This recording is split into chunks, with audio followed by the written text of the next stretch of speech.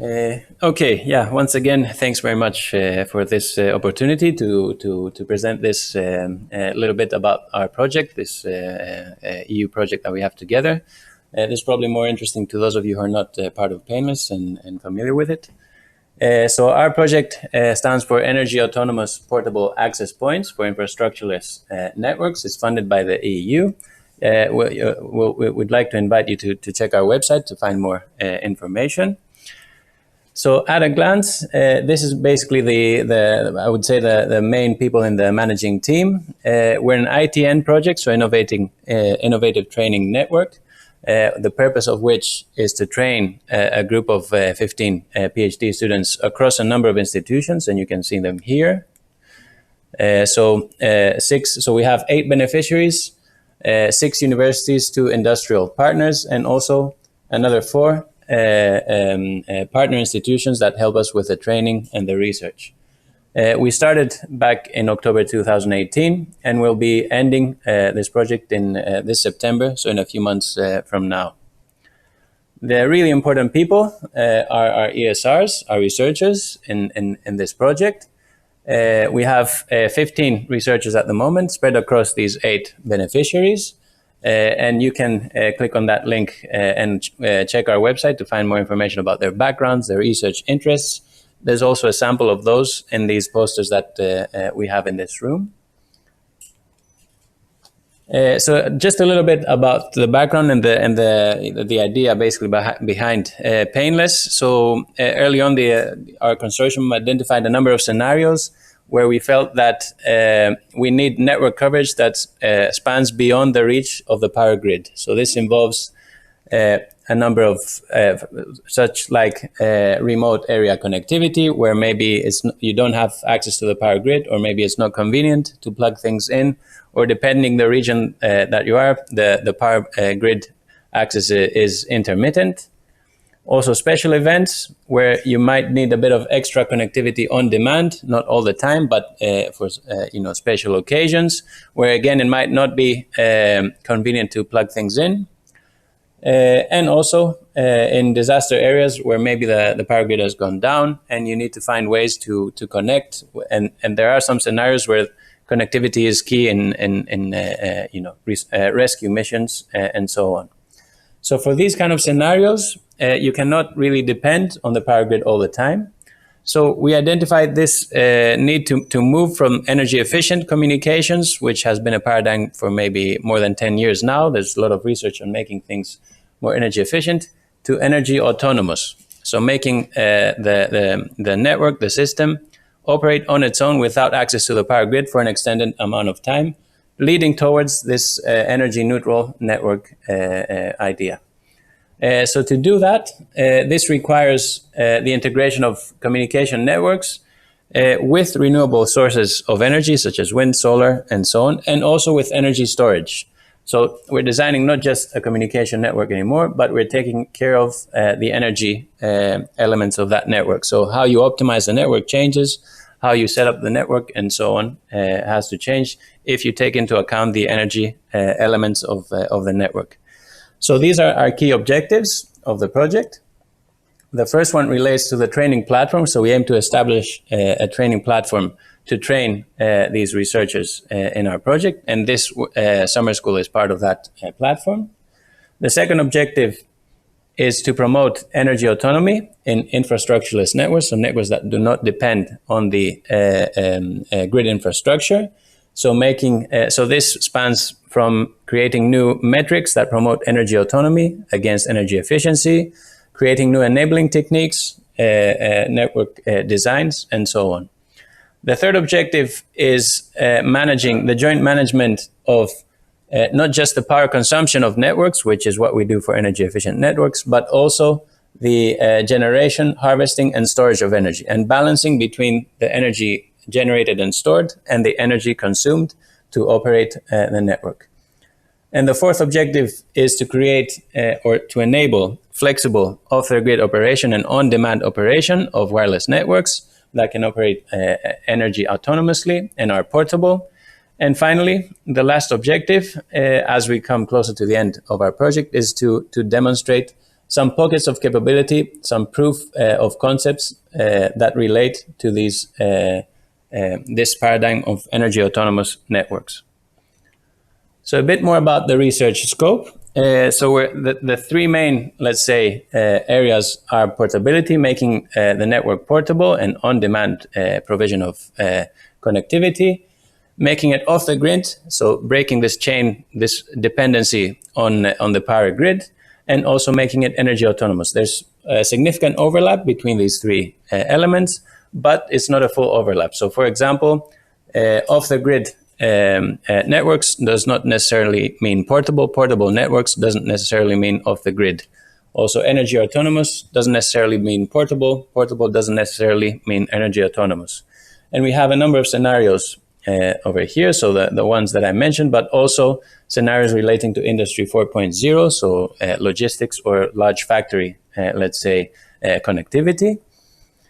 And this is our research program. So I should say from the beginning that, as I said, this is a training network, so it's equally important to our research, but also train a generation of experts in the area. So in terms of our research plan or our research program, these are the 5 key areas. They're captured in work package 3 of our program.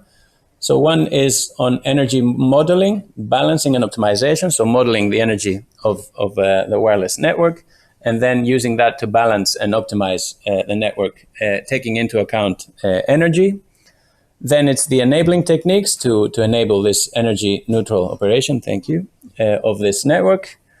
Then another thing that I forgot to mention, UAVs and drones play an important role in this project in making things portable and on demand, and especially in these emergency scenarios. So UAV cell planning, coordination, and control. There's also a task on energy harvesting, radiated energy harvesting and optimization, which is another key enabling technology in this project. And finally, the 5th element is the proof of concept that relates to demonstrating some capability from the theoretical elements of the project. These are the partners of the project again, and how they relate to the different technical topics. I should say, given that this is kind of an interdisciplinary project, we have a lot of people working on the communication side of things, but we also have people working on the energy side, so energy generation and energy storage. Early on in the project, we've defined a number of scenarios, so 4 key general scenarios. So the first one is outdoor broadband access, relating to providing access in large outdoor areas and connectivity of many devices, increasing capacity. And this relates to all these scenarios that we identified, from emergency to special events to remote connectivity. Also outdoor massive IoT scenarios, so large-scale outdoor sensors, probably more related to this kind of scenario. And also a couple of indoor scenarios, so indoor broadband access, so these kind of scenarios over here, and indoor ultra-reliable low-latency communications, mainly relating to Industry 4.0, so large factory floors, connectivity to facilitate smart factories, indoor logistics, and so on.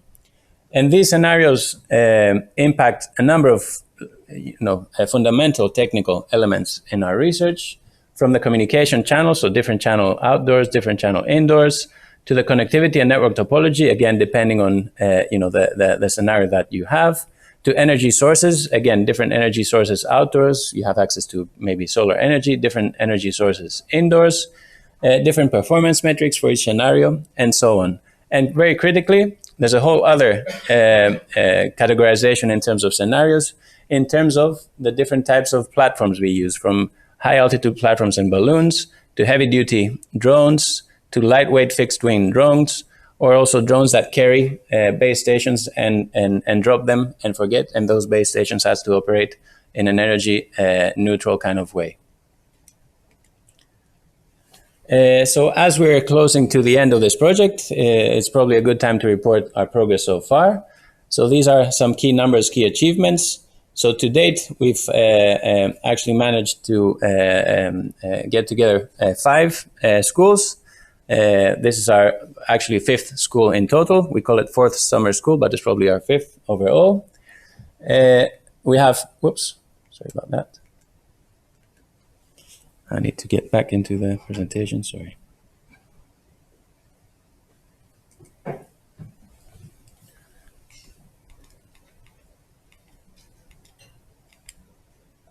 So we have 36 publications reported so far, including one best paper award from our colleagues in Aalborg University and Igor, who won the paper award, and also a recent poster award for our colleague Marco in Lyra Electronics.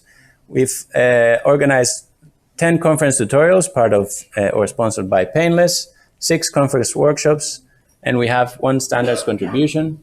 And our work has spanned from our research work from theoretical research to measurements, experimentation, and so on.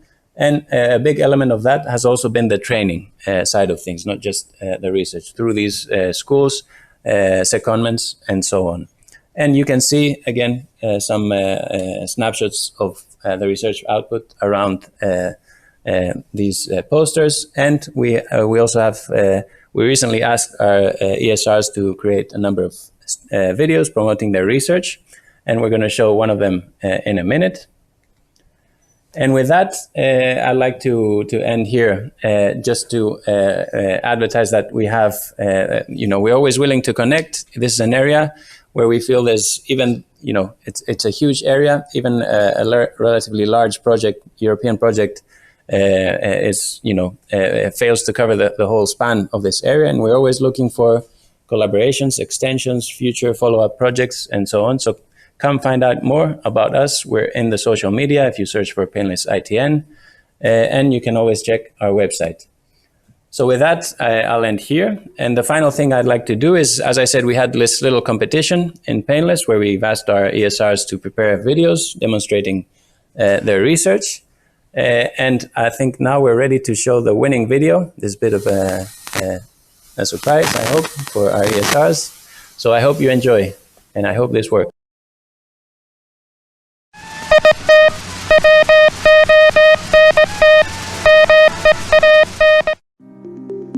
Since the invention of the telegraph, telecommunications improved and expanded at a growing pace. Nowadays, with 5 and 6G, we are offered performances that would have been unimaginable just 20 years ago. These services are being brought even to isolated and impoverished areas. However, these advances need more and more energy to happen, but we cannot afford to exploit fossil fuels as freely as in the past. Thus, building expensive infrastructure for short or limited use is a waste of resources. An answer to these problems could be found in self-sustainable, drone-based telecommunication networks. These are portable systems that exploit rotary-wing drones to serve the ground users. The energy they need is provided by a mix of renewable energy and storage systems. At Painless, we believe that such solutions will become more and more common. So, we have developed DroneS, a design methodology that respects the technical requirements while minimizing the investment cost.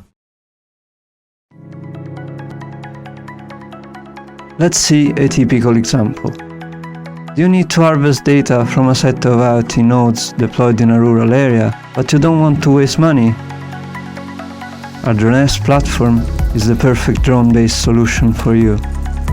Give us the location of the nodes and the time difference of arrival, TDOA, of the network. We give you the configuration of the system.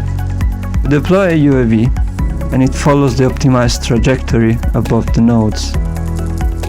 During the flight, each node is scheduled for data transmission depending on its proximity to the segment of the trajectory. The UAV continues harvesting data either until the end of the service period or until it runs out of energy. What happens if we have a service time greater than the active time of the UAV? The depleted UAV descends for recharging, and an idle UAV replaces it. Wait, how do we guarantee energy availability in a rural scenario? We use an energy harvesting system based on photovoltaic modules. What if there isn't enough solar irradiation to meet the load requirement? We use batteries to complement the PV modules. The batteries can supply the load when there is a deficit of energy from the PV units, and get recharged when these generate excess energy. Let's have a look at how we propose to design a system like this. The first thing we need is the distribution of the ground users we should serve. Ground users can then be grouped into clusters, and a central point is found for each cluster. How can our drone visit each cluster center in the most efficient way possible?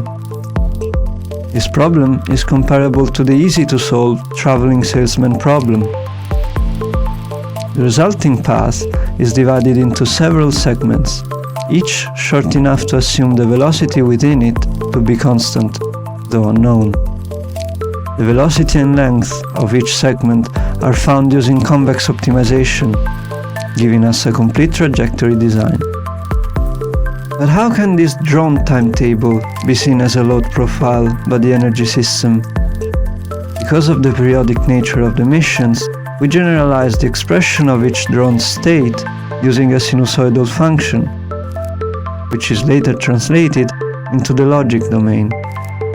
1 for charging, 0 for not charging. We can then find the optimal number of PV panels and battery units by using a simple constraint search algorithm, which tries all the combinations until the boundaries are satisfied. Adopting this methodology can be hard if you're not already familiar with it. For this reason, we have developed an easy-to-use interface which lets you manipulate the parameters and variables in an intuitive way. Advanced settings are predefined and hidden by default, but can still be easily accessed. The main window is divided into 4 tabs, each dedicated to a different set of input data. Visit our website if you want to know more, or to use DroneS directly from your browser.